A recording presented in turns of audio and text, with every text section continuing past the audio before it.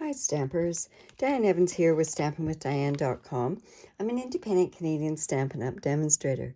So if this is your first time joining my YouTube channel, I'd like to say welcome, but make sure that you do subscribe to my YouTube channel and hit the bell just down below. And by doing that, you'll get notified every time that I upload a new video. So today what I'm going to do is I'm doing another card using this Hydrangea Haven bundle. And basically, the stamp set and the dies, when you buy them together, you do save 10%. But this is also part of the Hydrangea Hill suite from the J to J mini catalog. Beautiful suite. It has beautiful other assessments or accessories that go with it, embellishments and papers and everything else. So today what we're going to do is we are going to use some of the Hydrangea Hill Designer Series paper. But we're also going to be using some of the other embellishments as well. So when I did this card, I actually did this card for a card sketch. And normally my card sketch would have all the measurements on there. Link to my blog. All the measurements are there for this particular card. But every Saturday I do a card sketch challenge on my Facebook page. And there is also a link to that below. And come and join the fun. It's lots of fun. And for anybody that lives in Canada, I can send you, I would enter you into a draw for a stamp set. And also, if you live outside of Canada and you enter into the challenge, I can send you some cards. All right. So we're going to use, like I say, this one, and we're going to use the dies as well. So this is actually what the card is going to look like that we're making. So I'll just put this off to the side and I'll explain how we go about making it. I have some Highland Heather. It's 5.5 by 8.5, scored at 4 1/4. And then we're just going to go in with our bone folder and make sure that we've got a really good crease on that. This is landscape cards. So you do definitely want to make sure that you have this scored properly. I also have a piece of the Designer Series paper, and it's scored at 4 by 5 1/4. Now, I know somebody went and said to me, this is directional paper, but you know what? I can make it so it doesn't look like directional paper. So I'm just going to come in and I'm going to use some of my Tombow glue just because I'm on camera and I want to make sure that I do get this straight. And every time I go on camera, I can't seem to get my card straight. So by using this glue, it's going to give me some wiggle room, which obviously I need these days. So just going to get it. By holding your paper corner to corner, it really allows you to see where it goes on evenly. Just want to move that up just a bit there. And then you can also take your bone folder and crease it down there like that. I also have another piece that is 2 3/4 by 4 1/4. And I have a piece, and I'm going to cut this. This is a piece of, it could be Designer Series paper, it could be cardstock to go along with what's in the sketch. I happen to use cardstock, and this is a little bit longer, but I'm just going to go in and trim that. But this is 1 inch, and we're going to cut it to 2 3/4. I like to cut my cardstock after I've run it through the embossing folder, because the embossing folder tends to shrink up your paper a little bit. So I'm just going to bring in my little mini cutter. And this was something that actually I got. It was for a celebration during my team offer last year. So anyways, we're going to make this 2 3/4. And like I say, I cut this afterwards so that it measures right. Because if I did it before, it would be just a tiny bit shorter. And because it is an emboss thing, I'm going to turn around and I'm just going to use the glue as well. Now this is white on white, so I think what I'll do is I will bring in a paper piercing mat because I'm going to need that because it's a photopolymer stamp set. So let me just bring that in so that I can show how I would just line that up on there.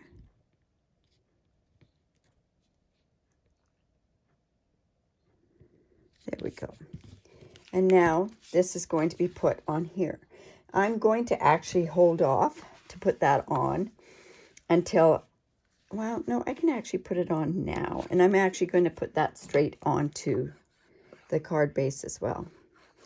Like I say, normally I would use my snail for this when I do it for myself in my studio where nobody is watching or I don't have a camera beating down on my project. So this is just to make sure that I can get it straight. When you've got the camera in the way, it's hard to get something straight. So there's the base of my card. So now we've got all the other stuff that we can go ahead and do some stamping on. So I have this stamp set. I'm not sure why I didn't take it out, but that's fine. We're going to take this one here, and I'm just going to stick this onto the back. Now, if it ever gets where your stamps don't stick, you can go and wash them, or you can just take a cloth and just wash them off on the back. Now, I am going to go in, and I'm going to take my Highland Heather. Let's see. I'm actually going to, let's see, how am I going to do this? I went and I stamped my Highland Heather here. And normally I would use this in a spot because I don't want it to go onto the leaves. But with this particular one, I can go, and then I'm just going to tidy up this leaf a bit. And then I'm coming in with a spot. And the spot that I'm using is, I refilled this, and this is a mossy meadow. And then I'm just going to go in and use this particular part right here. I just find it gets more into that area where I want it to be. And then we're just going to stamp this.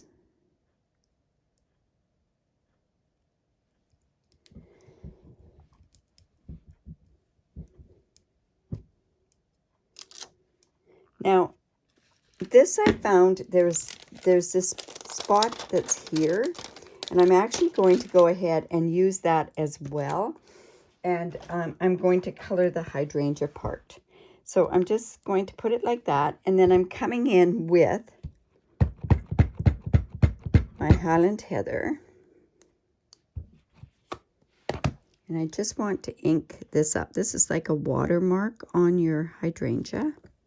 Then I'm going to show you another really kind of cool technique that goes along with it. Even though it's like that, and actually that doesn't look too bad, I want to come in with my gorgeous grape. And you know, it really isn't necessary to come in with a gorgeous grape, now that I think of it. Okay. And then I'm going to go and I'm going to cut this out with this die. And actually, before I do that, I'm going to come in and I have this part, this leaf die, and this gives more of a water look on here. And I'm going to use this. Let's just take this off of here. And I'm going to use the mossy meadow. Now, because this is a larger area to stamp, I'm coming in with my full stamp. I love having every color in a spot. And like I say, I just punch a circle out, put it onto the back, and then I know what color it is. Oops. There we go. And let's go ahead and put this onto here.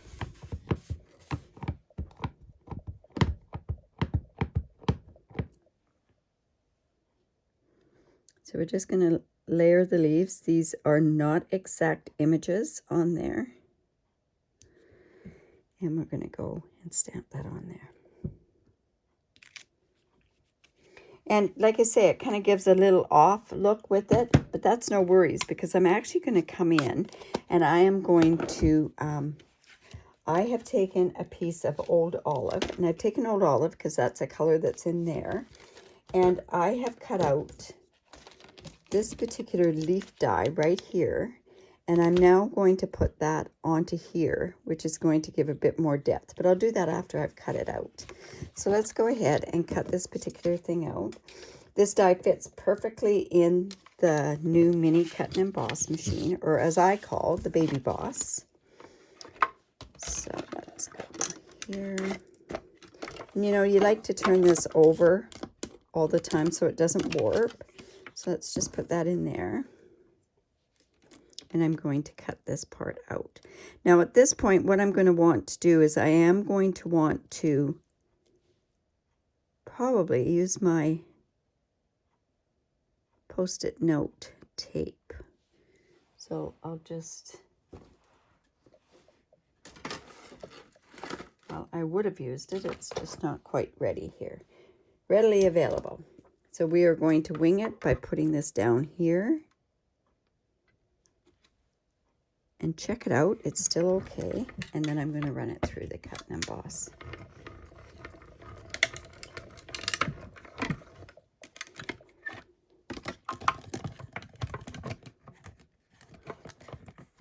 Goodness, can't get this off. There we go.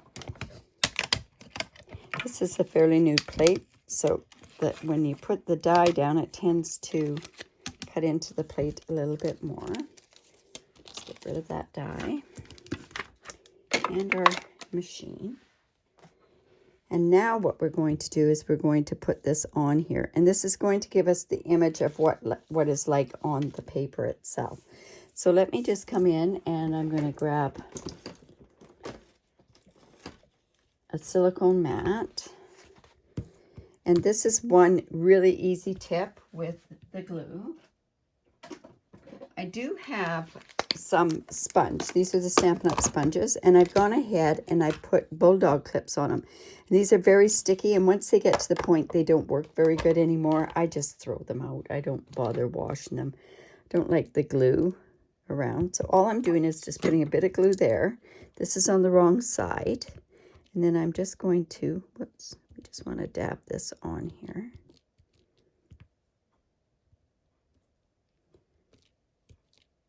And then this saves me having to put the glue all over it. The other thing you could have used were the adhesive sheets, which work great for these tiny, intricate dies. Let me just go ahead and put that on there.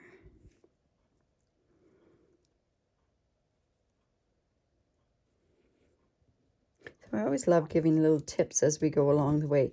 Now, other things that we could have done, we could have made this a little bit more. They have these flowers here. We could have popped them up.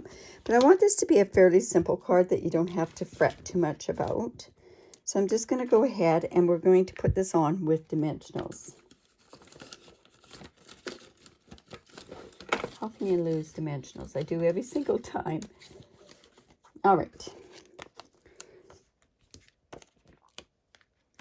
I do go through a lot of dimensionals.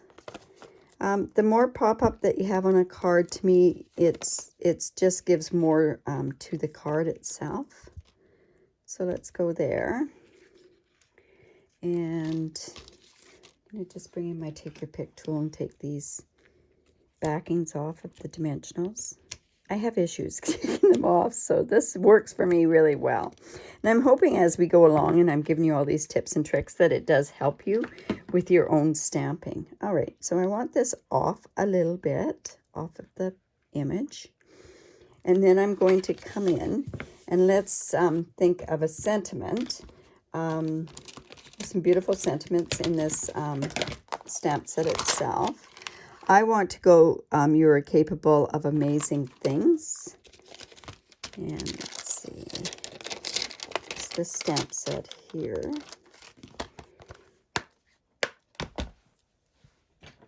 And let's put it onto a block. And I'm going to use Gorgeous Grape on there. Now there is a die also in there that's like this, and it's beautifully stitched, and I just love how that is. So because it's photopolymer, again, I'm bringing in my paper piercing mat. This doesn't show in the annual catalog at this point right now, but it is available. Contact me for the demo number or contact your demonstrator. I'd love to be your demonstrator. So if you do not have a demonstrator in Canada, I'd love to be that. I'd be honored. I have a very generous reward program if you use the host code. The host code does change, and it is on my blog at all times. Isn't that a beautiful saying? Just love that saying. All right, so now we're going to put that there, but we need some other stuff on there. And because this is such an amazing, oh, I forgot, yeah, I mentioned that this was the painted 3D texture, right? It has amazing stuff on there. I've got this Gorgeous Grape ribbon, and I'm going to tie it into a bow. And I'm going to show you a technique. I've shown it several times on my other videos, but I love it when you can take any kind of these ribbons that have a lot of synthetic in them. So like, I'm not sure what this all has in it, but it's an organdy. It's polyester. So like I say, it's synthetic, and this next technique that I'm going to show you works so well with that. All right, so let me just show you how that works. So I am going to cut this off.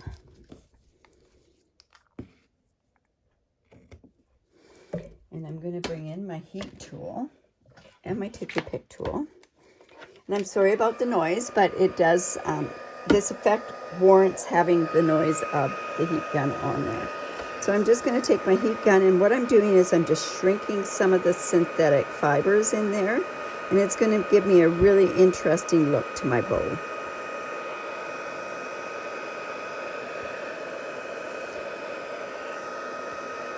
Okay, I think that's about it.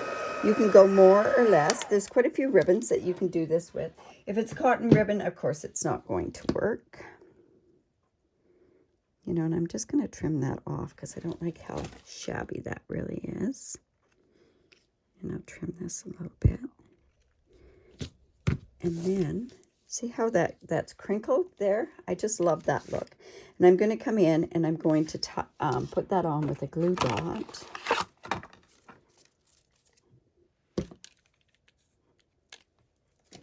Now, normally I put the glue dot onto the ribbon, but I think I was having issues with that. So I think I'll do it this way.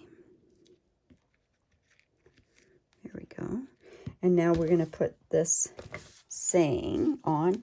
And I think we're going to need little dimensionals for that particular one. So let's just go and put those on there. And one more.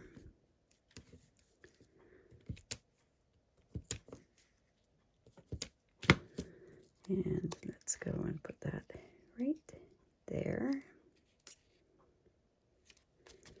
And now we need to finish this off with other embellishments, right? So they have the pastel pearls, and they have them in Blushing Bride. They have them in Seaside Spray. This is Gorgeous Grape, and then this is Highland Heather. And I think what I'll do is I will put, what color do I want to put on here? I put some Gorgeous Grape before. You know what? Let's do that.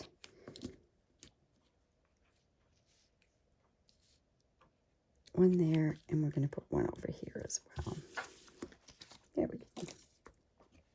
And like I say, we could dress that up a little bit. But there we go. There's my sketch. And then using the dies and the beautiful stamp set. So I hope you enjoyed that. Again, if you haven't done so already, make sure that you do subscribe to my YouTube channel. And if you have any questions at all, don't hesitate to ask. And give me the thumbs up. That's great. And again, I am a Canadian Stampin' Up! Demonstrator that's dying to have you as a customer. So have a great day. Bye for now.